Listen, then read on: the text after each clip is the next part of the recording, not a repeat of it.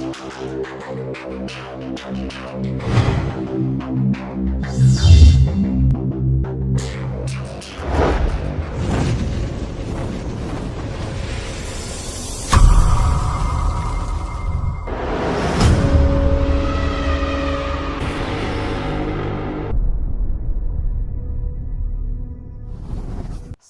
ನಿಮಗೆ ಬಿಡುಗಡೆ ಕೊಡುತ್ತದೆ. ಈ ಕಾರ್ಯಕ್ರಮದಲ್ಲಿ ಯೇಸುಕ್ರಿಸ್ತನ ನಾಮದಲ್ಲಿ ನಿಮಗೆಲ್ಲರಿಗೆ ಸ್ವಾಗತಿಸ್ತೇನೆ. ಪ್ರಿಯರೇ, ಈ ಕಾರ್ಯಕ್ರಮವನ್ನು ನೀವು ನೋಡ್ತಾ ಇದ್ದೀರಿ, ಏಕೆಂದರೆ ಈ ಸತ್ಯವೇದದಲ್ಲಿ ಎಷ್ಟೋ ಆಳವಾದ ಪ್ರಕಟಣೆ ಉಂಟು, ಸತ್ಯ ಉಂಟು. ಇದು ನಿಮಗೆ ತಿಳಿಯಪಡಿಸಬೇಕೆಂದು ಅದು ದೇವರ ಚಿತ್ತವಾಗಿದೆ. ಇದು 27 ಮಿನಿಟ ಕಾರ್ಯಕ್ರಮವಾಗಿದೆ. ನೀವು ಕಂಪ್ಲೀಟ್ ಇದು ನೋಡಬೇಕು. ಆರಂಭದಿಂದ ಅಂತ್ಯ ತನಕ ನೋಡಿದರೆ ನಿಮಗೆ ಕರೆಕ್ಟ್ ಇದರ ಉತ್ತರ ಸಿಗ್ತದೆ ಮತ್ತು ನಿಮಗೆ ಬಿಡುಗಡೆ ಆಗ್ತದೆ. ಅದಕ್ಕೋಸ್ಕರ ನಾವು ಇವತ್ತು ನಮ್ಮ ಮಧ್ಯದಲ್ಲಿ ಪಾಸ್ಟರ್ ಆಸ್ಟಿನ್ ಬಂದಿದ್ದಾರೆ. ಅವರು ಕುಂದಾಪುರದಲ್ಲಿ ಸೇವೆ ಮಾಡ್ತಾ ಇದ್ದಾರೆ. ಅವ್ರ ಮುಖಾಂತರ ದೇವರು ನಿಮ್ಮ ಹತ್ರ ಮಾತಾಡ್ತಾನೆ. ನೀವು ಪರಿಶುದ್ಧಾತ್ಮನ ಸಹಾಯ ಕೇಳಿರಿ, ಸರಿಯಾಗಿ ಕೇಳಿಕೊಳ್ಳಿರಿ, ನಿಮಗೆ ಆಶೀರ್ವಾದ ಹೊಂದಿರಿ. ಇವತ್ತು ನಮ್ಮ ವೀಕ್ಷಕರಿಗೆ ಏನು ಹೇಳಲಿಕ್ಕೆ ನೀವು ಬಯಸ್ತೀರಿ? ಇವತ್ತು ಸಂಪೂರ್ಣ ರಕ್ಷಣೆ ಹೊಂದಿದವರು, ದೇವರಲ್ಲಿ ಇರುವವರು ಯಾವ ರೀತಿಯಾಗಿ ಇರಬೇಕು, ಯಾವ ಕಾಲಘಟ್ಟದಲ್ಲಿ ನಾವು ಇದ್ದೇವೆ ಅಂದರೆ ಅಜಾಗರೂಕತೆ ಏನೂ ಬೇಕಾದ್ರೂ ಮಾಡಬಹುದು. ಕಾಲು ಜಾರುವಂತ ಸ್ಥಿತಿಗತಿಗಳು ಉಂಟು. ಯಾರು ಹೇಗೆ ಜೀವಿಸ್ತಾರೆ ಹೇಳಲಿಕ್ಕಾಗುವುದಿಲ್ಲ. ಅದಕ್ಕಾಗಿ ನಾವು ಕೊನೆಯ ಕಾಲದಲ್ಲಿ ಆಯ್ತಾ, ಕ್ರಿಸ್ತನಲ್ಲಿ ಇದ್ದವರು ಇಲ್ಲದವರಿಗೂ ಕೂಡ ಈ ಸಂದೇಶ ಬಹಳ ಮುಖ್ಯವಾಗಿದೆ. ರೋಮಪುರ 13ನೇ ಅಧ್ಯಾಯದಲ್ಲಿ ವಚನ 11ರಿಂದ ಓದುವ. ರೋಮಪುರ 13ನೇ ಅಧ್ಯಾಯದಲ್ಲಿ 11ರಿಂದ 14 ತನಕ ಒಂದು ವಚನ ಓದಿಕೊಳ್ಳುವ. 13ರಲ್ಲಿ 11ರಿಂದ 14 ತನಕ ರೋಮಪುರ 13ನೇ ಅಧ್ಯಾಯ. ಈಗಿನ ಕಾಲವು ನಿದ್ದೆಯಿಂದ ಎಚ್ಚರವಾಗತಕ್ಕ ಕಾಲವೆಂದು ಕುರಿತು ಇದನ್ನೆಲ್ಲ ಮಾಡಿರಿ. ಆಮೆನ್. ನಾವು ಕ್ರಿಸ್ತನನ್ನು ಮೊದಲು ನಂಬಿದ ಕಾಲದಲ್ಲಿ ಇದ್ದದಕ್ಕಿಂತ ಈಗ ನಮ್ಮ ವಿಮೋಚನೆಯು ಹತ್ತಿರವಾಗಿತ್ತು. ഇരുಳು ಬಹಳ ಮಟ್ಟಿಗೆ ಕಳೆಯಿತು, ಹಗಲು ಸಮೀಪವಾಯಿತು. ಕತ್ತಲೆಗೆ ಅನುಗುಣವಾದ ಕೃತ್ಯಗಳು ಬಿಟ್ಟು ಬೆಳಕಿನ ಅನುಗುಣವಾದ ಆಯುಧಗಳನ್ನು ಧರಿಸಿಕೊಳ್ಳೋಣ. ದೌದತನ, ಕುಡುಕತನಗಳನ್ನು ಆಗಲಿ, ಕಾಮ ವಿಲಾಸ, ನಿರ್ಲಜ್ಜಾನ ಕೃತ್ಯ ಆಗಲಿ, ಜಗಳ, ಹೊಟ್ಟೆಕಿಚ್ಚು ಆಗಲಿ ಕಾಲ ಕಳೆಯದೆ ಹಗಲು ಹೊತ್ತಿಗೆ ತಕ್ಕ ಹಾಗೆ ಮಾನಸ್ಥರಾಗಿ ನಡೆದುಕೊಳ್ಳೋಣ. ದೇಹದ ಆಸೆಗಳನ್ನು ಪೂರೈಸೋದಕ್ಕಾಗಿ ಚಿಂತಿಸಿದೆ ಕರ್ತನಾದ ಯೇಸು ಕ್ರಿಸ್ತನನ್ನು ಧರಿಸಿಕೊಳ್ಳೋಣ. ಆಮೆನ್. ಎಂತಹ ಅದ್ಭುತವಾದ ವಾಕ್ಯಗಳು. ಈಗಿನ ಕಾಲವು ನಿದ್ದೆಯಿಂದ ಎಚ್ಚರತಕ್ಕ ಕಾಲವೆಂದು ಅರಿತು ಇದನ್ನೆಲ್ಲ ಮಾಡ್ರಿ. ಆಮೆನ್. ಈಗ ನಾವು ನಿದ್ರೆ ಮಾಡುವ ಕಾಲ ಅಲ್ಲ, ಈಗ ಎಚ್ಚರಗೊಳ್ಳಬೇಕು.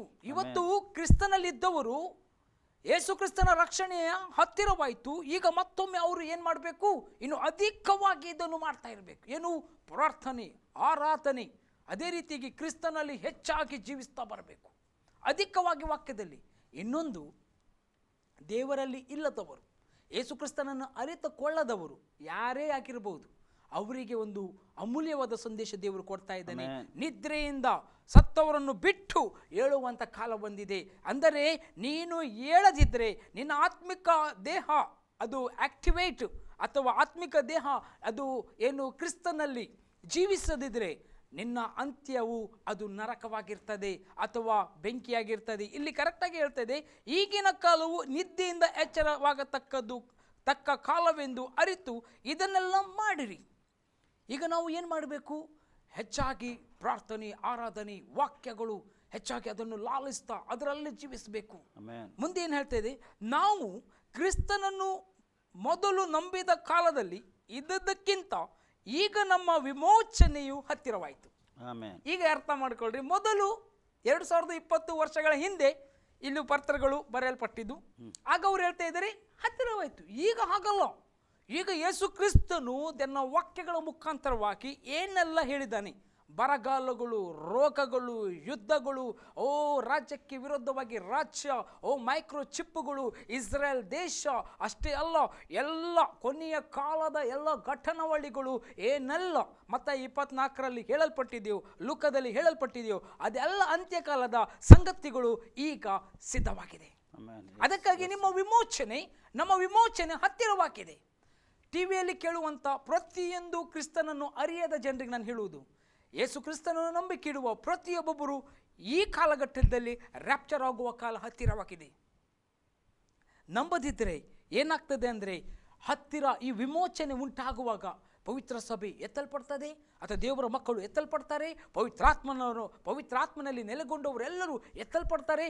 ಆವಾಗ ಬಿಡಲ್ಪಟ್ಟವರು ಕ್ರಿಸ್ತ ವಿರೋಧಿಯ ಕಾಲದಲ್ಲಿ ಇಲ್ಲಿ ಹಿಂಸೆ, ಸಂಕಟ, ವೇದನೆ, ಪ್ರಕಟಣೆಯ ಪುಸ್ತಕದ ಎಲ್ಲ ಆ ಒಂದು ಏನು ವಿಪತ್ತುಗಳು, ಕಷ್ಟಗಳು, ಕಣ್ಣೀರು, ವೇದನೆ, ರೋಗಗಳು ಈ ಲೋಕದಲ್ಲಿ ಬರುವುದು ಇನ್ನು ಕೆಲವೇ ದಿನಗಳಲ್ಲಿ ಅಥವಾ ಕೆಲವೇ ಸಮಯಗಳಲ್ಲಿ ಅದು ಸಂಭವಿಸುವುದು ಇದೆ. ಅದಕ್ಕಾಗಿ ಸಿದ್ಧವಾಗಿರಿ, ದೇವರ ಕಡೆಗೆ ತಿಳ್ಕೊಳ್ರಿ, ಪಾಪ ಪಶ್ಚಾತ್ತಾಪ ಪಡ್ರಿ.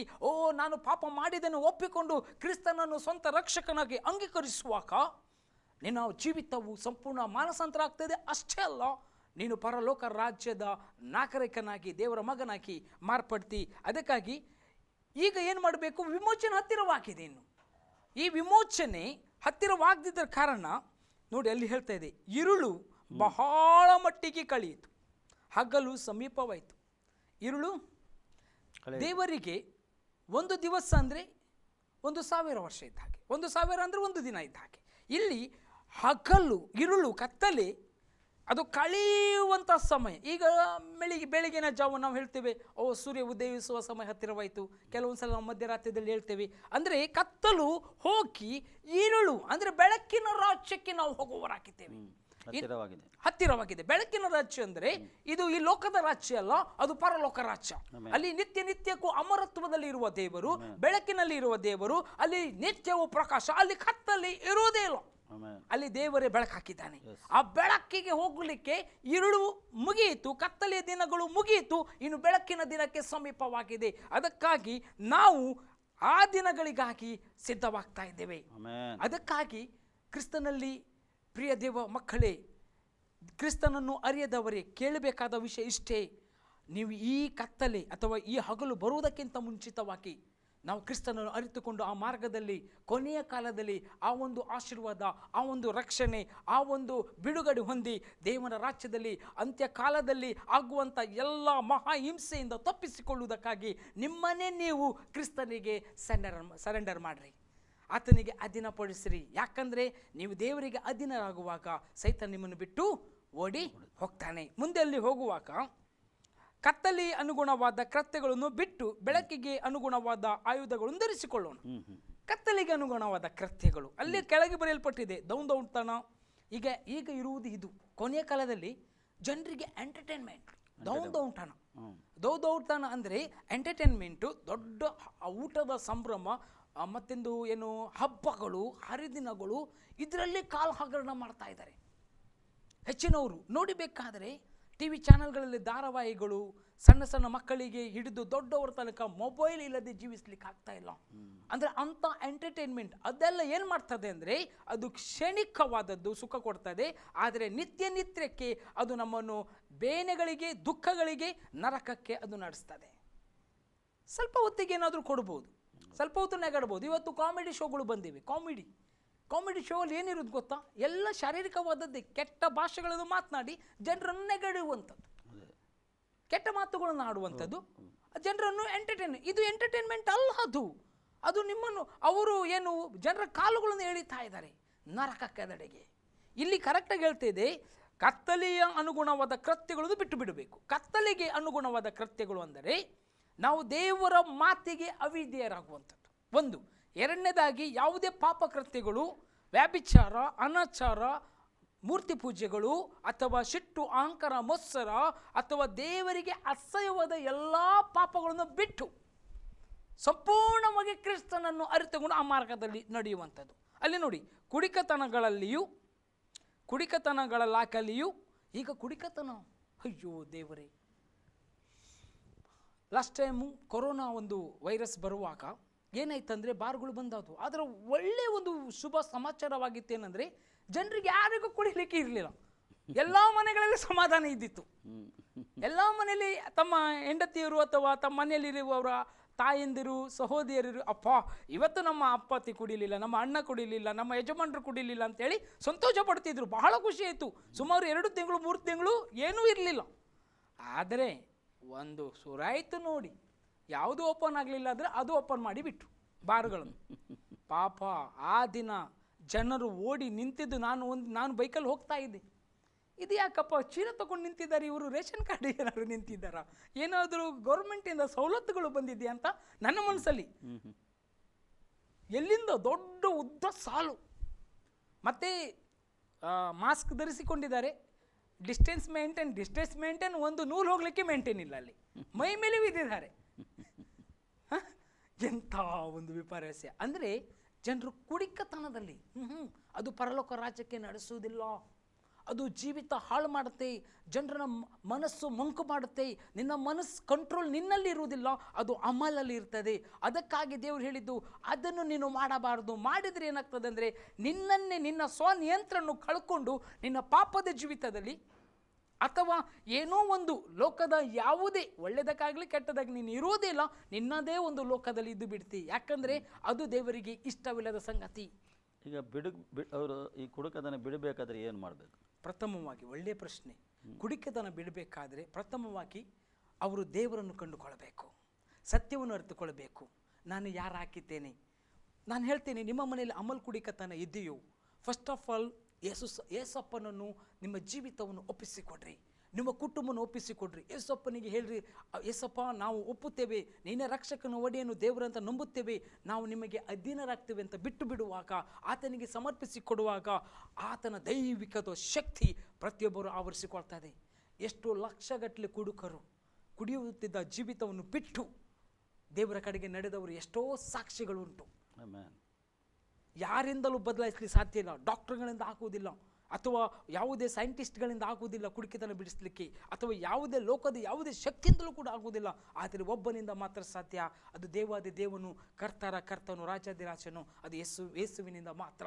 ಆ ನಾಮದಲ್ಲಿ ಏನಾಗ್ತದೆ ಅಂದರೆ ಕುಡಿಕೆತನದ ಸ್ಪಿರಿಟ್ಗಳು ಕಟ್ಟಲ್ಪಡ್ತದೆ.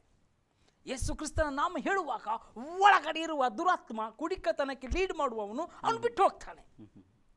ನಾನು ನೋಡಿದ್ದೀನಿ, ಎಷ್ಟೋ ಜನರು ಭಿಕ್ಷೆ ಬಿಡ್ತಾರೆ, ಆದರೆ ಯೇಸುವಿನ ನಾಮದಲ್ಲಿ ಭಿಕ್ಷೆ ಬಿಡಿದ್ದೆಲ್ಲ ಅದು ನೋಡಿದ್ದೀರಾ? ಯಾಕೆ? ಆ ನಾಮದಲ್ಲಿ ಬಿಡುಗಡೆ ಉಂಟು. ಭಿಕ್ಷೆ ಬೇಡುವವನು ಕೆಲಸ ಮಾಡ್ತಾನೆ, ಅವನಿಗೆ ನಿಜವಾಗಿ ಯಾರೆಂದು ಗೊತ್ತಾಗ್ತದೆ. ಖಂಡಿತವಾಗಿ. ಎಷ್ಟು ತನಕ ಅವನ ಜೀವಿತದಲ್ಲಿ ಯೇಸು ಕ್ರಿಸ್ತನ ಪ್ರಕಟ ಆಗೋದಿಲ್ಲ, ಆ ಒಂದು ತಿಳುವಳಿಕೆ ಬರೋದಿಲ್ಲ, ನಿಜ ದೇವರು ಜೀವಿಸುವ ದೇವರು ಯಾರೆಂದು ತಿಳುವಳಿಕೆ ಬರೋದಿಲ್ಲ, ಅಷ್ಟ ತನಕ ಅವರು ಹೇಗೆ ಇರ್ತಾರೆ, ಒಂಥರ ಇರ್ತಾರೆ ಅವರು. ಯಾವಾಗ ಅವನ ಜೀವಿತ ಯೇಸು ಕ್ರಿಸ್ತನ ವರ್ಗ ಅವನಿಗೆ ಪ್ರಕಟ ಆಗ್ತದೆ, ಒಳ್ಳೆಯದೇನು ಕೆಟ್ಟದೇನು, ನಾನು ಇಷ್ಟ ತನಕ ಏನು ಮಾಡುತ್ತಿದ್ದೆ ಅದು ಸರಿಯಲ್ಲ, ಅದು ತಪ್ಪು ಎಂದು ಅವನಿಗೆ ತಿಳುವಳಿಕೆ ಬರ್ತದೆ. ಆಗ ಅವನು ಇನ್ನು ನಾನು ಏನು ಮಾಡಬೇಕು ಎಂದು ಅವನಿಗೆ ವಾಕ್ಯದ ಮುಖಾಂತರ ಅವನಿಗೆ ತಿಳುವಳಿಕೆ ಬರ್ತದೆ. ಇಲ್ಲದರೆ ಅವನಿಗೆ ತಿಳುವಳಿಕೆ ಬರಲಿಕ್ಕೆ ಸಾಧ್ಯ ಇಲ್ಲ. ಅಂದರೆ ಒಂದ್ಸರಿ ಯೇಸುಗೆ ಸ್ವಂತ ರಕ್ಷಕವನ್ನು ಸ್ವೀಕಾರ ಮಾಡಿದ ನಂತರ ಅವನು ವಾಕ್ಯವನ್ನು ಸರಿಯಾಗಿ ಕೇಳಬೇಕು, ಸರಿಯಾಗಿ ಓದಿಬೇಕು, ಅಂದರೆ ಸರಿಯಾಗಿ ಆತನು ಕ್ರಿಸ್ತನನ್ನು ಅರಿತುಕೊಳ್ಳಬೇಕು. ಅವನು ದಿವಾಸಲು ಅವನಿಗೆ ಒಂದು ಆಸೆ ಬೇಕು ಒಳಗಿಂದ. ಹೇಗೆ ಜಕ್ಕಯ್ಯನಿಗೆ ಆಸೆ ಇತ್ತು ಒಳಗಿಂದ ಒಂದು ಏನೋ ನೋಡಬೇಕೆಂದು, ಅದೇ ಪ್ರಕಾರ ಒಂದು ಒಳಗಿಂದ ಆಸೆ ಇರಬೇಕು. ಇನ್ನೂ ಏನುಂಟು ಸತ್ಯವೇದದಲ್ಲಿ, ಇನ್ನೂ ಏನುಂಟು, ಏನು ಬರೆಯಲ್ಪಟ್ಟಿದೆ, ಇನ್ನೂ ನನ್ನ ವಿಷಯದಲ್ಲಿ ಏನು ಬರೆಯಲ್ಪಟ್ಟಿದೆ, ನಾನು ಹೇಗೆ ಜೀವಿಸುವುದು, ಏನು ಮಾಡಬೇಕು, ಎಲ್ಲ ಇದರಲ್ಲಿ ಉಂಟು. ಖಂಡಿತವಾಗಿ ಸತ್ಯವೇದದಲ್ಲಿ ಉಂಟು. ಒಬ್ಬ ಜೀವಿತ ಮಾನಸಾಂತರ ಪಡಿಸಿಕೊಂಡು ಅಥವಾ ಕ್ರಿಸ್ತನಲ್ಲಿ ತಿರುಗಿದ ಮೇಲೆ ಎಲ್ಲ ನೀಚವಾದ ಕೃತ್ಯಗಳನ್ನು, ನಿರ್ಲಜ್ಜವಾದ ಕೃತ್ಯಗಳು ಅಥವಾ ಎಲ್ಲ ಕನಿಷ್ಠವಾದ ಕೃತ್ಯಗಳು ಅದು ಬಿಡಲ್ಪಡ್ತದೆ. ಯಾಕಂದರೆ ನಮ್ಮಲ್ಲಿ ಬರುವಂಥ ಆತ್ಮನು ಅದು ದೇವರ ಆತ್ಮ. ಲೋಕದಲ್ಲಿ ಇರುವಂತಕ್ಕಿಂತ ಎಲ್ಲ ದುಷ್ಟ ಆತ್ಮಗಳಿಗಿಂತಲೂ ನಮ್ಮೊಳಗಡೆ ಇರುವ ಆತ್ಮವು ದೊಡ್ಡದಾಗಿದೆ. ಯೇಸು ಕ್ರಿಸ್ತನು ಅದು ಒಂದು ಯೋಹಾನವು 4:4 ಹೇಳಿದ ಹಾಗೆ ಎಲ್ಲ ದುರಾತ್ಮ ಸೇನೆಗಳನ್ನು, ಸುಳ್ಳು ಬೋಧಕರನ್ನು, ಸುಳ್ಳು ಸಂಗತಿಗಳನ್ನು ಜಯಿಸುವಂಥದ್ದೇ ದೇವರ ಆತ್ಮ. ಇವತ್ತು ನಾವು ಕರೆಯುವಂಥದ್ದು ಯೇಸು ಕ್ರಿಸ್ತನನ್ನು ನಮ್ಮ ರಕ್ಷಕನಾಗಿ, ಅರ್ಥಾತ್ ಆ ದೇವರ ಆತ್ಮ ನಮ್ಮಲ್ಲಿ ಬಂದು ನೆಲೆಗೊಳ್ತದೆ. ಆತನ ವಾಕ್ಯ ಹೇಳ್ತದೆ, ನಾನು ಮನೆಯ ಬಾಗಿಲಲ್ಲಿ ನಿಂತುಕೊಂಡು ತಟ್ಟುತ್ತಾ ಇದ್ದಾನೆ, ಯಾರು ತೆರೀತಾರೆ ಅವನ ಮನೆ ಒಳಗೆ ಬಂದು ನಾನು ವಾಸ ಮಾಡುವೆನು ಮತ್ತು ಅವನ ಸಂಗಡ ನಾವು ಊಟ ಮಾಡುವೆನು ಅಲ್ವಾ? ಅದೇ ರೀತಿಯಾಗಿ ಅಲ್ಲಿ ಜಕ್ಕಾಯ ಏನು ಮಾಡ್ದ, ಅವನು ಯೇಸುವಿನಿಗಾಗಿ ದಾಹಪಟ್ಟ, ಯೇಸುವಿನ ನೋಡ್ಬೇಕಂತ ಆಸೆ ಪಟ್ಟ. ಅವನ ಪಾಪದ ಜೀವಿತದಲ್ಲಿ ಅವನಿಗೆ ಅದು ಸಂತೃಪ್ತಿ ಇರಲಿಲ್ಲ. ಹಣ ಇದ್ದಿತ್ತು, ಆಸ್ತಿ ಇದ್ದಿತ್ತು, ಐಶ್ವರ್ಯ ಇದ್ದಿತ್ತು, ಎಲ್ಲವಿದ್ದಿತ್ತು. ಆದರೆ ನಿಜವಾಗಿ ಅವನ ಜೀವಿತದಲ್ಲಿ ಸಮಾಧಾನ ಅನ್ನುವುದು ಇರಲಿಲ್ಲ. ಅದಕ್ಕಾಗಿ ಆತನು ವಿಲವಲನ್ನು ಒದ್ದಾಡುವಂಥ ಜೀವಿತದಲ್ಲಿ ಯೇಸುವೆಂಬ ನಾಮವು ಅವನ ಕಿವಿಯಲ್ಲಿ ಬಿದ್ದಾಗ ಆತನನ್ನು ಹುಡುಕಲಿಕ್ಕೆ ಪ್ರಾರಂಭಿಸಿದನು. ಇವತ್ತು ನಾವು ಏನು ಮಾಡಬೇಕಂದ್ರೆ, ಜನರು ಅಥವಾ ಯಾರೆಲ್ಲ ಯೇಸು ದೇವರು, ಯೇಸು ಕ್ರಿಶ್ಚಿಯನ್ಸ್ ದೇವರು ಅಥವಾ ಯೇಸು ಯಾರ ದೇವರು ಅಂತ ಹೇಳುವಂಥದ್ದನ್ನು ನಾವುಗಳು ಹುಡುಕಬೇಕು. ಹುಡುಕುವಾಗ ನಮಗೆ ಪ್ರತ್ಯಕ್ಷನಾಗ್ತಾನೆ. ದೇವರ ವಾಕ್ಯ ಬರೆಯಲ್ಪಡಿದೆ, ಹುಡುಕುವನೆ ದೇವರು ಮನುಷ್ಯನಿಗೆ ಹುಡುಕುವ ಹಾಗೆ ಮಾಡಿದ್ದಾನೆ. ಈ ಲೋಕದಲ್ಲಿ ಇಟ್ಟಿದ್ದಾನೆ. ಮನುಷ್ಯನಿಗೆ ನಿಜವಾದ ದೇವರು, ಜೀವಿಸುವ ದೇವರು ಹುಡುಕುವ ಹಾಗೆ ಮಾಡಿದಾನಂತೆ. ಹೌದು, ಕೊನೆ ಕಾಲದಲ್ಲಿ ಸಿಗ್ತಾನೆ ಅಂತೆ. ಅವನಿಗೆ ಯಾರಿಗೆ ದಾಹ ಉಂಟು ಅವರಿಗೆ ಮಾತ್ರ ಸಿಗ್ತಾನೆ, ದಾಹ ಇಲ್ಲದವರಿಗೆ ಸಿಗುವುದಿಲ್ಲ. ದಾಹ ಇದ್ದವರಿಗೆ ಆತನು ಪ್ರಕಟ ಆಗ್ತಾನೆ, ಖಂಡಿತವಾಗಿ ಅವರ ಹೃದಯದಲ್ಲಿ ಮಾತಾಡ್ತಾನೆ. ಅವನು ಹುಡುಕುವ ಹಾಗೆ ಮಾಡಿದ್ದಾನೆ. ಅಂದ್ರೆ ಹುಡುಕಿಕೊಳ್ಳಬೇಕು. ಅಂದ್ರೆ ಇದರಲ್ಲಿ ಯೆಶಾಯ 55ರಲ್ಲಿ 6ನೇ ವಚನ ಹೇಳ್ತಾ ಇದೆ, ಅವನ ಹತ್ತಿರ ಇರುವಾಗಲೇ ಪ್ರಾರ್ಥಿಸ್ಬೇಕಂತೆ. ಇವತ್ತು ನಾನು ಬೋಧನೆ ಇದು ಹೇಳ್ತಾ ಇದ್ದೇನೆ. ಈಗ ಪವಿತ್ರ ಸಭೆ ಅಥವಾ ಈ ದೇವರಲ್ಲಿ ಇರುವವರು ರ್ಯಾಪ್ಚರ್ ಆಗುವ ಅಥವಾ ಏನು ಒಯ್ಯಲ್ಪಡುವ ಕಾಲವು ಸಮೀಪವಾಗಿದೆ. ಯೇಸು ಕ್ರಿಸ್ತನ ಬರುವ ಕಾಲವು ಸಮೀಪವಾಗಿದೆ. ಈಗ ನಿಮಗೆ ಹತ್ತಿರವಾಗಿದ್ದಾನೆ. ಈಗ ಹುಡುಕುವವರಿಗೆ ಆತನು ಸಿಗ್ತಾನೆ. ಎಲ್ಲಾದರೂ ನಮ್ಮ ಪವಿತ್ರ ಸಭೆ ದೇವರ ಮಕ್ಕಳು ಎತ್ತಲ್ಪಟ್ಟ ಮೇಲೆ ಇನ್ನೂ ಅವರಿಗೆ ಅವಕಾಶ ಇರುವುದಿಲ್ಲ. ಆವಾಗ ಅವರು ಕಷ್ಟಗಳನ್ನು, ವೇದನೆಗಳನ್ನು ದಾಟಿ ಹೋಗಲೇಬೇಕು. ಅರ್ಥ ಆಯ್ತಾ? ಈ ಮಾರ್ಗದಲ್ಲಿ ಈಗ ನಾವು ಹೇಳುವಂಥ ವಾಕ್ಯಗಳು, ಈಗ ನಿಮಗೆ ಕೃಪೆ ಇದೆ, ಈಗ ನಮಗೆ ಸತ್ಯ ಇದೆ. ಈ ಕಾಲದಲ್ಲಿ ಏನೇ ಆಗಬಹುದು, ಕಷ್ಟಗಳು, ವೇದನೆಗಳು, ರೋಗ, ಅದು ಮುಖ್ಯವಾದದ್ದಲ್ಲ. ನಮಗೆ ಬೇಕಾದದ್ದು ರಕ್ಷಣೆ ಮುಖ್ಯವಾದದ್ದು. ನಾವು ಹೋಗಬೇಕಾದ ಜಾಗ ಪರಲೋಕವಾಗಿರಬೇಕು. ಅಂದರೆ ಮನುಷ್ಯನು ಯಾರು ಇಲ್ಲಿ ಪರ್ಮನೆಂಟ್ ಇಲ್ಲಲ್ಲ, ಖಂಡಿತವಾಗಿ ಶರೀರ ಬಿಡಲೇಬೇಕು. ಖಂಡಿತವಾಗಿ ಇದ್ರಲ್ಲಿ ಕೆಲವರು ಬೇಗ ಬಿಡ್ತಾರೆ, ಕೆಲವರು ಲೇಟ್ ಬಿಡ್ತಾರೆ, ಆದ್ರೆ ಬಿಡಲೇಬೇಕು. ಈಗ ಲಾಜರಸ್ ಮತ್ತೆ ಶ್ರೀಮಂತ ವ್ಯಕ್ತಿಯಲ್ಲಿ ವ್ಯತ್ಯಾಸ ಇರಲಿಲ್ವೋ? ಶ್ರೀಮಂತ ವ್ಯಕ್ತಿ ಭೋಗ ಪುರುಷ, ಎಲ್ಲವಿದ್ದಿತ್ತು. ದಿನಕ್ಕೆ ಅವನು ಏನು ಎಷ್ಟೋ ಬಟ್ಟೆಗಳು ಬದಲಾಯಿಸ್ತಿದ್ದ, ಎಷ್ಟೋ ಚಿನ್ನಗಳನ್ನು ಹಾಕಿಕೊಳ್ತಿದ್ದ. ಆದರೆ ಅವನಲ್ಲಿ ರಕ್ಷಣೆ ಇರಲಿಲ್ಲ. ಅದ ಲಾಜರಸಲ್ಲಿ ಕಷ್ಟ ಇದ್ದಿತ್ತು. ನಾಯಿಗಳು ಬಂದು ಅವನ ಹುಣ್ಣುಗಳನ್ನು ನೆಕ್ಕುತ್ತಾ ಇದ್ದವು. ಅವನಿಗೆ ಸಮಾಧಿ ಸಿಗಲಿಲ್ಲ, ಅಥವಾ ಅವನ ಹಿಂದೆ ಮುಂದೆ ಯಾರೂ ಇರಲಿಲ್ಲ. ಅವನಲ್ಲಿ ಹಣ ಇರಲಿಲ್ಲ. ಅವನ ಕಷ್ಟದ ಜೀವಿತ ಎಷ್ಟು ಇದೆ ಅಂತ ಹೇಳಲಿಕ್ಕೆ ಯಾರಿಂದಲೂ ಸಾಧ್ಯ ಇಲ್ಲ. ಆ ಅನುಭವದಲ್ಲಿ ನಾವು ಅಂತೂ ಇಲ್ಲ. ಈಗ ಹೇಳುವುದಾದರೆ ಎಷ್ಟೋ ಉನ್ನತ ಸ್ಥಾನದಲ್ಲಿದ್ದೇವೆ. ಆದರೆ ಇಬ್ಬರಲ್ಲಿ ಡಿಫ್ರೆನ್ಸ್ ಏನಂದರೆ, ಶ್ರೀಮಂತ ವ್ಯಕ್ತಿ ಸಮಾಧಿ ಸೇರಿ ಪಾತಾಳಕ್ಕೆ ಹೋಗಿದ್ದಾನೆ, ವೇದನೆ ಸ್ಥಳಕ್ಕೆ, ನರಕಕ್ಕೆ ಹೋಗಿದ್ದಾನೆ. ಆದರೆ ಈ ಲಾಜರಸನ್ನು ಪರಲೋಕ ರಾಜ್ಯಕ್ಕಾಗಿ, ಪರಲೋಕ ಸೌಭಾಗ್ಯದಲ್ಲಿ ಅಬ್ರಾಮನ ಎದೆಯ ಭಾಗದಲ್ಲಿ ಕೂತುಕೊಂಡಿದ್ದಾನೆ. ಇದು ನಮಗೆ ಬೇಕಾದ ಪ್ರಮುಖವಾದ ಸಂಗತಿ. ಇವತ್ತು ಜನರಿಗೆ ನಾನು ಅಥವಾ ಲೋಕದಲ್ಲಿರುವವರಿಗೆ ಹೇಳುವಂಥದ್ದು, ಸತ್ಯವಾದದ್ದನ್ನು ಹುಡುಕಿಕೊಳ್ಳಬೇಕು. ಸತ್ಯ ಏನಾಗಿದೆ, ನಿಜವಾದದ್ದೇನು, ದೇವರಂದ್ರೆ ಯಾರು, ಆತನು ನಮ್ಮ ಕೈ ಕೆಲಸದಲ್ಲಿ ಇದ್ದಾನ. ಇದಂದರೆ ದೇವರನ್ನು, ನಿಜ ದೇವರು, ಜೀವಿಸುವ ದೇವರನ್ನು ಕಂಡುಕೊಳ್ಳಬೇಕು ಅಂತ ಈ ಪ್ರಕೃತಿ ಈಗ ಮಾತಾಡ್ತಾ ಉಂಟು. ಖಂಡಿತವಾಗಿ ಅದಕ್ಕೆ ಪ್ರಕೃತಿಯಲ್ಲಿ ಈಗ ನೋಡಿ, ನೀರು ಬರ್ತಾ ಉಂಟು, ಏನೇನೋ ಆಗ್ತಾ ಉಂಟು, ಜನರು ಕಷ್ಟಕ್ಕೆ ಬೀಳ್ತಾರೆ. ಏಕೆ? ಅದರ ಮುಖಾಂತರ ಆತನ ಹುಡುಕಿಬೇಕಂತ. ಅದಕ್ಕೆ ಪ್ರಕೃತಿಯ ಮಾತಾಡ್ತಾ ಉಂಟು. ನೋಡಿ, ಎಲ್ಲೆಲ್ಲಿ ಗುಡ್ಡ ಕೆಳಗೆ ಬರ್ತಾ ಉಂಟು, ನೀರು ಬರ್ತಾ ಉಂಟು. ಈಗ ಊಟದ ಕೊರತೆ, ಇನ್ನು ಮುಂದೆ ಹೇಳಲಿಕ್ಕೆ ಸಾಧ್ಯ ಇಲ್ಲ. ಊಟದ ಕೊರತೆ ಇರಬಹುದು, ಇನ್ನು ಕೊರತೆ ಬರೋ ಬೇರೆ ಬೇರೆ ಸಂಗತಿಯ ಜನಸಾಮಾನ್ಯ ಅಸ್ತತ್ವವಾಗುವುದು. ಈಗ ನೋಡಿ, ಜನಸಾಮಾನ್ಯ ಅಸ್ತತ್ವವಾಗುವುದು, ಒಂದು ಕಡೆ ಹೋಗ್ಲಿಕ್ಕೆ ಆಗಿ ಏನೇನು ನಡೀತವೆ, ಜೀವಿತ ನರಕವಾಗಿ ಬಿಟ್ಟಿದೆ. ಏಕೆ ಅಂದರೆ ಇದರ ಮುಖಾಂತರ ನೀವು ಸತ್ಯ ದೇವರು, ಜೀವಿಸುವ ದೇವರು ನೀವು ಕಂಡುಕೊಂಡು ಆತನನ್ನು ಸ್ವೀಕಾರ ಮಾಡಿ ನೀವು ಸಿದ್ಧವಾಗಬೇಕೆಂದು ದೇವರ ಚಿತ್ತವಾಗಿದೆ. ಅಂದರೆ ಪ್ರಕೃತಿಯ ಬಲ ಎಷ್ಟು ಇದೆ ಅಂತ ಹೇಳಿ ದೇವರು ಅವರನ್ನು ತೋರಿಸ್ಕೊಳ್ತಾ ಇದ್ದಾನೆ. ಅದಕ್ಕಿಂತ ಶಕ್ತನಾದ ಅವನು ಇದ್ದಾನೆ. ನಿಮ್ಮ ಬಲ, ನಿಮ್ಮ ಹಣ, ನಿಮ್ಮ ಯಾವುದು ನಿಲ್ಲುವುದಿನ. ಪ್ರಕೃತಿಯ ಮುಖಾಂತರ ದೇವರು ಮಾತಾಡ್ತಾ ಇದ್ದಾರೆ. ಖಂಡಿತ. ಒಂದು ವಚನ ಇದೆ, ಅದು ನೀವು ಹೇಳಿದಕ್ಕಾಗಿ ರೋಮಪುರ 1ನೇ ಅಧ್ಯಾಯದಲ್ಲಿ ಅಲ್ಲಿ ಓದ್ರಿ, 19ನೇ ವಾಕ್ಯ, 19-20 ಓದ್ರಿ, ಮತ್ತೆ 21-22 ಒಳ್ಳೆ ವಾಕ್ಯಗಳು. ರೋಮಪುರ 1ನೇ ಅಧ್ಯಾಯದಲ್ಲಿ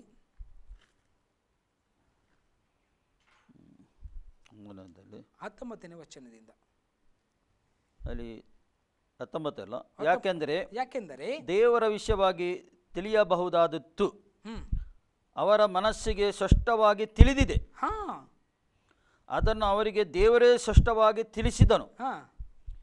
ಹೇಗೆಂದರೆ ಕಣ್ಣಿಗೆ ಕಾಣದಿರುವ ಅವನ ಗುಣಲಕ್ಷಣಗಳು ಅಂದರೆ ಆತನ ನಿತ್ಯ ಶಕ್ತಿಯು, ದೈವತ್ವವು ಜಗತ್ತುತ್ಪತ್ತಿಗೆ ಮೊದಲುಕೊಂಡು ಆತನು ಮಾಡಿದ ಸೃಷ್ಟಿಗಳ ಮೂಲಕ ಬುದ್ಧಿಗೆ ಗೊತ್ತಾಗಿ ಕಾಣಿಬರುತ್ತದೆ. ಆಮೆನ್. ಹೀಗಿರುವುದರಿಂದ ಅವರು ಉತ್ತರವಿಲ್ಲದವರಾಗಿದ್ದಾರೆ. ಮುಂದೆ ಓದಿರಿ, ಇದು ಸ್ವಲ್ಪ ಒಳ್ಳೆಯದಿತ್ತು ವಾಕ್ಯ. ಯಾಕೆಂದರೆ ದೇವರ ವಿಷಯವಾಗಿ ಅವರಿಗೆ ತಿಳುವಳಿಕೆ ಇದ್ದರೂ ಅವರು ಆತನನ್ನು ದೇವರೆಂದು ಘನಪಡಿಸಲಿಲ್ಲ. ಆತನ ಉಪಕಾರವನ್ನು ನೆನೆಸಿ ಆತನನ್ನು ಸ್ತುತಿಸಲಿಲ್ಲ. ಅವರು ವಿಚಾರ ಮಾಡಿ ಮಾಡಿ ಫಲ ಕಾಣಲಿಲ್ಲ. ವಿವೇಕವಿಲ್ಲದವರ ಮನಸ್ಸು ಕತ್ತಲಾಯಿತು. ನಾವು ಜ್ಞಾನಿಗಳೆಂದು ಎನಿಸಿಕೊಂಡು ಹುಚ್ಚರಾದರು. ಲಯವಿಲ್ಲದ ದೇವರ ಮಹಿಮೆಯನ್ನು ಬಿಟ್ಟು ಅವರು ಅದಕ್ಕೆ ಬದಲಾಗಿ ಲಯವಾಗುವ ಮನುಷ್ಯ, ಪಶು, ಪಕ್ಷಿ, ಸರ್ಪಾದಿಗಳ ಮೂರ್ತಿಗಳನ್ನು ಮಾಡಿಕೊಂಡರು. ಇಲ್ಲಿ ಸ್ಪಷ್ಟವಾಗಿ ಬರೆದಿದೆ. ಇವತ್ತು ಕ್ರಿಶ್ಚಿಯನ್ಸ್ ಅಂತ ಹೇಳಿಕೊಳ್ಳುವವರಲ್ಲಿ ಇಂಥ ಸಂಗತಿಗಳು ಆಗ್ತಾ ಇದೆ. ಅಂದರೆ ಯಾರು ಧರ್ಮ ಅಂತ ಹೇಳಿಕೊಂಡು, ಕ್ರಿಶ್ಚಿಯನ್ಸ್ ಅನ್ನೋದು ರಿಲಿಜನ್ ಅಲ್ಲ, ಕ್ರಿಸ್ತನಲ್ಲಿ ಇದ್ದುಕೊಂಡು ಜೀವಿಸುವುದು. ಈಗ ಕ್ರಿಶ್ಚಿಯನ್ಸ್ ಅನ್ನುವುದನ್ನು ಧರ್ಮ ಮಾಡಿದ್ದಾರೆ. ಈ ಧರ್ಮ ಮಾಡಿದವರಲ್ಲಿ ಇಂಥ ಸಂಗತಿಗಳು ನಾವು ಕಾಣಲ್ಪಡ್ತದೆ. ಲಯವಿಲ್ಲದಂತಹ ಅಮರತ್ವವಾದಂತಹ ದೇವರ ಮಹಿಮೆಯನ್ನು ಬಿಟ್ಟು ಯಾವುದಕ್ಕೆ ಬದಲಾಗುವ ಲಯವಾಗುವ ಮನುಷ್ಯನನ್ನು, ಯಾರದೋ ಒಂದು ಮನುಷ್ಯನ ಇಟ್ಟುಕೊಂಡು ಮನುಷ್ಯನ ಮೂರ್ತಿಗಳು, ಮನುಷ್ಯ ಯಾವುದು ಕಾಲ್ಪನಿಕ ಕಥೆಗಳು ಅಥವಾ ಪಶು, ಪ್ರಾಣಿ, ಸರ್ಪಾದಿಗಳನ್ನು ಮೂರ್ತಿಗಳನ್ನು ಮಾಡಿಕೊಂಡರು. ಇದರ ಮೇಲೆ ದೇವರ ಕೋಪವು ಇಳಿದು ಬರ್ತದೆ. ಇದು ದೇವರು ಸಹಿಸಲಿಕ್ಕಾಗದಂಥ ಮಹಾಪಾಪವಾಗಿದೆ. ಇವತ್ತು ನಾನು ಟಿ ವಿ ಚಾನಲ್ ಮೂಲಕವಾಗಿ ಈ ಸಂದೇಶಗಳು ಯಾರೇ ಹಾಕಿರ್ಬೋದು, ಇಂಥ ಸಂಗತಿಗಳಲ್ಲಿದ್ದರೆ ಬಿಡಿರಿ. ದೇವರ ಸತ್ಯ ದೇವರನ್ನು ಒಂದು ವಿಜ್ಞಾಪನೆ ಮಾಡು. ಬೈಬಲನ್ನು ಓದಿರಿ, ಸತ್ಯವೇದವನ್ನು ಓದಿಕೊಳ್ಳ್ರಿ, ಮನನ ಮಾಡಿಕೊಳ್ಳ್ರಿ, ಅದನ್ನು ಪರಿಯಾಣ ಮಾಡಿಕೊಳ್ಳ್ರಿ, ಅದರ ಬಗ್ಗೆ ಅಧ್ಯಯನ ಮಾಡಿರಿ. ಯಾವುದೆಲ್ಲ ಪುಸ್ತಕಗಳು ನಾವು ಓದುತ್ತೇವೆ, ಈ ಪುಸ್ತಕವನ್ನು ಓದಬೇಕು. ಯಾಕಂದರೆ ಇದರಲ್ಲಿ ಏನು ಸತ್ಯ ಇದೆ ಅಂತ ತಿಳಿದುಕೊಳ್ಳುವಾಗ ಖಂಡಿತವಾಗಿ ಮಾನಸಾಂತರವಾಗ್ತದೆ. ನಾನು ಕೂಡ ಒಂದು ಕ್ರಿಶ್ಚಿಯನ್ ಫ್ಯಾಮಿಲಿಯಲ್ಲಿ ಬೆಳೆದವನು, ರಿಲಿಜಿಯನ್ ಧರ್ಮ ಅಂತ ಎನಿಸ್ಕೊಂಡಿದ್ದವನು. ಬೈಬಲನ್ನು ಓದುವುದು ಖಾಲಿ ಒಂದು ಫ್ಯಾಷನ್ ಮಾತ್ರ. 10 ಜನರ ಮುಂದೆ ಹೋಗಿ ಓದಿ ಆಮೇಲೆ ಅಂತ ಹೇಳಿ ಒಳ್ಳೆಯದಾಗಿದೆ ಓದಿದ್ದು ಒಳ್ಳೆಯದಾಗಿದೆ, ಪ್ರೌಡು. ಇದರ ರಿಯಲ್ ರುಚಿ, ಸಾರಾಂಶ ಗೊತ್ತೇ ಇಲ್ಲ. ಹುಟ್ಟಿದ್ದು ಅದರಲ್ಲಿ ಬೈಬಲ್ ಹತ್ತಿರದಲ್ಲಿ ಇದೆ, ಓದಲೇ ಇಲ್ಲ. ಸುಮಾರು 24 ವರ್ಷಗಳ ಹತ್ತಿರ ನಂತರ ಗೊತ್ತಾಯಿತು ನಮಗೆ. ಒಂದು ಕಷ್ಟ, ಕಣ್ಣೀರು, ಸಮಸ್ಯೆ ದಾಟಿ ಹೋಗುವಾಗ ಏನು ಮಾಡಬೇಕಂತ ಗೊತ್ತಾಗದ ಸಮಯದಲ್ಲಿ ಈ ಪವಿತ್ರ ಪುಸ್ತಕವನ್ನು ಬಿಸಾಡಿದಂಥ ಪವಿತ್ರ ಪುಸ್ತಕವನ್ನು ಹೆಕ್ಕಿ ಓದುವಾಗ ಮನನವಾಯಿತು. ನಾನು ಮಾಡ್ತಿರುವಂಥ ಸಂಗತಿಗಳು ದೇವರ ವಿರೋಧವಾಗಿದೆ. ಅದಕ್ಕಾಗಿ ಈ ಶಾಪಗಳು, ಈ ಕಷ್ಟಗಳು, ಈ ಕಣ್ಣೀರು, ವೇದನೆ, ರೋಗ, ನರಕ ನನಗೆ ಪ್ರಾಪ್ತಿಯಾಗಿದೆ. ಇದನ್ನು ಬಿಡಿಸ್ಕೊಳ್ಬೇಕಾದ್ರೆ ದೇವರು ಏನು ಮಾಡಬೇಕು ಅಂತ ದೇವರಿಗೆ ಕೂಗಿಕೊಳ್ಳುವಾಗ, ದೇವರಿಗೆ ಮರೆ ಇಡುವಾಗ ದೇವರು ಹೇಳಿದರು, ಈ ಪ್ರಕಾರ ಜೀವಿಸು, ಯೇಸು ಕ್ರಿಸ್ತನನ್ನು ಸ್ವಂತ ರಕ್ಷಕನಾಗಿ ಅಂಗೀಕರಿಸು. ಯೇಸು ಕ್ರಿಸ್ತನ ರಕ್ಷಕನಾಗಿ ಅಂಗೀಕರಿಸು ಅಂತ ನೀವು ಕೇಳಬಹುದು. ನಾನು ಕ್ರಿಶ್ಚಿಯನ್ ಫ್ಯಾಮಿಲಿಯಲ್ಲಿ ಬೆಳೆದಿದ್ದೇನೆ, ಏನು ರಕ್ಷಕ, ನಾನು ಹುಟ್ಟುವಾಗಲೇ ಯೇಸುವನ ಮಗನ. ಅದಾಗೋದಿಲ್ಲ. ಅದು ಎಲ್ಲಿ ಕೂಡ ಬರೆಯಲಿಲ್ಲ ಪವಿತ್ರ ಪುಸ್ತಕದ. ಅದಕ್ಕೆ ಸಪೋರ್ಟ್ ಯಾವ ವಾಕ್ಯನೂ ಇಲ್ಲ. ನೀನು ಒಬ್ಬ ಕ್ರಿಶ್ಚಿಯನ್ ಅಥವಾ ಯಾವುದೇ ಸೇವಕರಿಗೆ, ಯಾವ ಸೇವಕನಿಗೆ ಹುಟ್ಟಿದ ಅಂತ ಕೂಡ ನೀನು ಪರಲೋಕ ಹೋಗ್ತೇನೆ ಅಂತಲ್ಲ. ನಿನ್ನ ಪಾಪವನ್ನು ಅರಿಕೆ ಮಾಡು, ದೇವರಲ್ಲಿ ತಿರುಗಿಕೊಳ್ಳುವಾಗ, ರಿಪೆಂಟ್ ಆಗುವಾಗ, ಪಾಪ ಪಶ್ಚಾತ್ತಾಪ ಪಡುವಾಗ ನೀನು ದೇವರ ಕಡೆಗೆ ತಿರುಕೊಳ್ತಿ. ದೇವರ ಮಗನಾಗುವುದಲ್ಲಿ ಅದ ನಂತರ ನೀನು ಮುಳುಗಿ ದೀಕ್ಷಾ ಸ್ನಾನ, ತಂದೆ, ಮಗ, ಪವಿತ್ರಾತ್ಮ ನಾಮದಲ್ಲಿ ನೀನು ಪಡ್ಕೊಳ್ಳಬೇಕು. ಕೆಲವರಿಗೆ ದೀಕ್ಷಾ ಸ್ನಾನ ಬೇಡ ಅಂತೆ. ನೀನು ದೇವರಿಗೆ ಬುದ್ಧಿ ಕಲಿಸುವನಾದಿ. ಇವ್ರು ಯಾರು? ಇವರು ದೇವರಿಗೆ ಪಾಠ ಕಲಿಸುವವರು.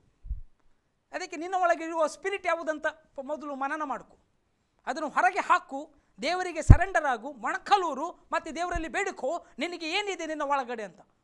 ಎಷ್ಟೋ ಜನರು ನಮಗೆ ಫೋನ್ ಮಾಡಿ ಕೇಳುವಂಥದ್ದು, ಯಾಕೆ ದೀಕ್ಷಾ ಸ್ನಾನ ಮಾಡಿಕೊಳ್ಳಬೇಕು? ಪೌಲ ಹೇಳಿದ್ದಾನೆ, ನನಗೆ ಸುವಾರ್ತೆ ಸಾರಲ್ಪಡಬೇಕಂತ ಹೇಳಿದ್ದೇನೆ, ದೀಕ್ಷಾ ಸ್ನಾನ ಕೊಡ್ಲಿಕ್ಕಲ್ಲ.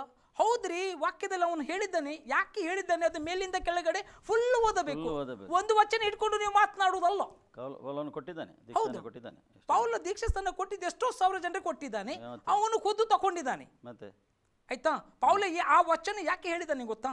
ತುಂಬಾ ಜನರಿಗೊಂದು ಆಸೆ, ಈಗ ನಾನು ಅವನೇ ಕೊಡ್ಬೇಕಂತ.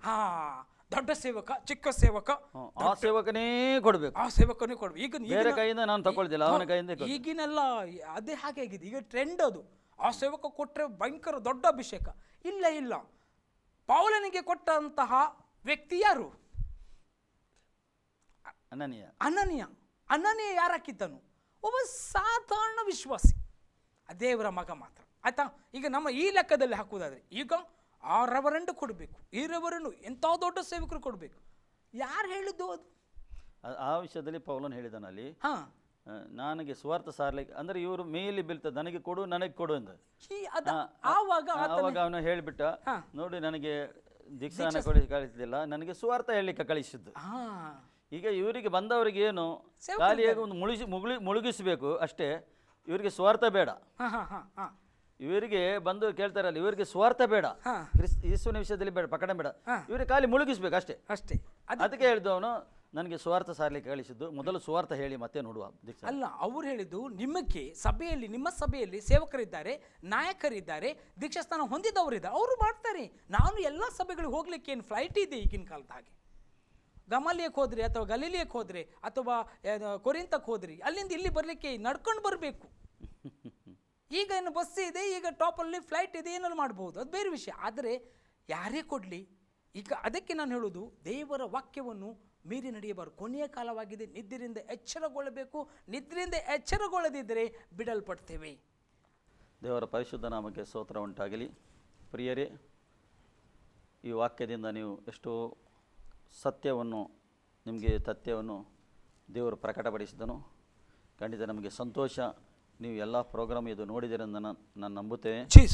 ಏಕೆಂದರೆ ನಾವು ದೇವರಿಗೆ ಹುಡುಕುವಾಗೆ ಮಾಡಿದ್ದಾನೆ. ದೇವರ ಮಹಿಮೆಯನ್ನು ಬಿಟ್ಟು ಮನುಷ್ಯನು ಮಾಡಿದ, ಕೈಯಿಂದ ಮಾಡಿದ ಎಲ್ಲ ವಸ್ತುಗಳಿಗೆ ಜನರು ಏನು ಮಾಡ್ತಾಯಿದ್ದಾರೆ? ಅಡ್ಡ ಬೀಳ್ತಾ ಇದ್ದಾರೆ. ದೇವರ ಚಿತ್ತ ಏನು? ಮಹಿಮೆಯುಳ್ಳ ದೇವರಿಗೆ ಅಡ್ಡ ಬೀಳಬೇಕಂತ ಚಿತ್ತವಾಗಿದೆ. ಪ್ರಾರ್ಥಿಸುವ ಪ್ರೀತಿ ಸ್ವರೂಪನ ತಂದೆ ದೇವರಿಗೆ ಸ್ತೋತ್ರ. ಈ ಸಮಯದಲ್ಲಿ ಕಥನಿಂದ ಮಕ್ಕಳು ಕಥನಿ ಕಾರ್ಯಕ್ರಮ ನೋಡಿದ್ದಾರೆ.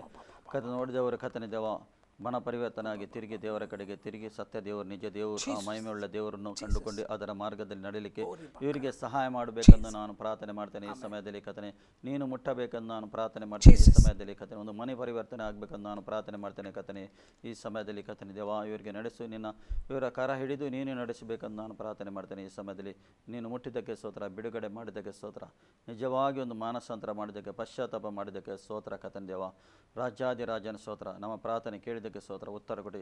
ಎಲ್ಲ ಘನ ಮಾನ ಸಲ್ಲಿಸ ನಜರೇತನ ಯೇಸು ನಾಮದಲ್ಲಿ ಪ್ರಾರ್ಥಿಸುವಂಥದ್ದೇ. ಆಮೇನ್. ಪ್ರಿಯರೇ, ನೀವು ಈ ಕಾರ್ಯಕ್ರಮ ನೋಡಿದ್ದಕ್ಕೆ ದೇವರು ನಿಮಗೆ ಒಳ್ಳೇದು ಮಾಡಲಿ. ಇನ್ನೊಂದು ನಮ್ಮ ಕಾರ್ಯಕ್ರಮ ಬರುವ ತನಕ ಆಶಾ ಟಿವಿ ನೀವು ಕಂಟಿನ್ಯೂ ಆಶಾ ಟಿವಿ ನೋಡಿರಿ. ಆಮೇನ್.